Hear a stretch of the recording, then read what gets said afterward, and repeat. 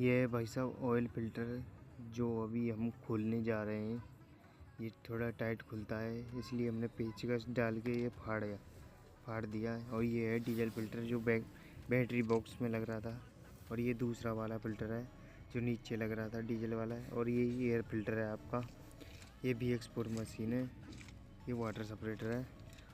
और ये हम लोग हैं जो सर्विस के लिए आए हैं इस मशीन की। ये BX4 मशीन है JCB की। तो इसकी सर्विस कंप्लीट करते हुए, तेल निकालते हुए एक वीडियो भी बना दी।